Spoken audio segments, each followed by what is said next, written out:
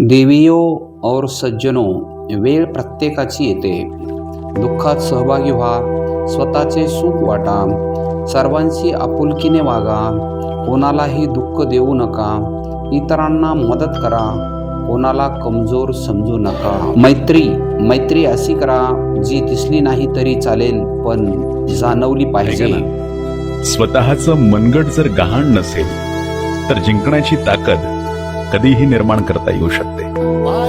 त्यामुळे स्वाभिमान गहाण ठेवून सन्मान मिळवू नका. काही माणसं बोलताना विचार करून बोलत नाही हो.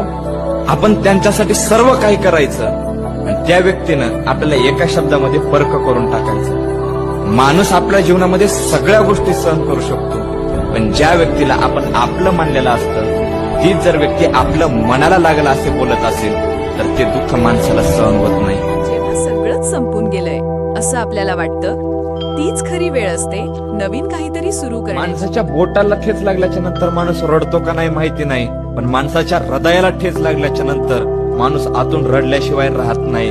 कारण शरीरावर झालेला जखमा माणूस पूर्णपणे सहन करू शकतो, पण मनाला झालेला जखमा माणूस कधीच सहन करू शकत नाही. आणि माणसाला सर्वात जास्त दुःख तेव्हाच होतं जेव्हा आपली हक्काची व्यक्ती आपल्यासोबत परक्यासारखं वागायला. व्हायचंय आणि यशस्वी व्हायचंय तर अपमान गिळायला शिका.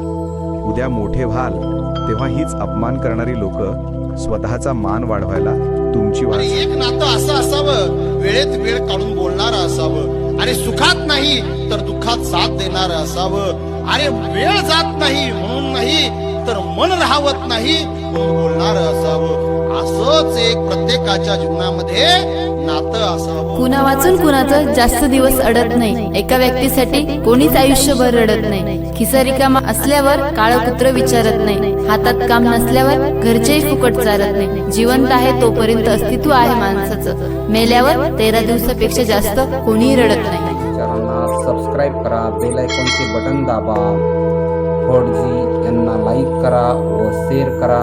थँक्यू.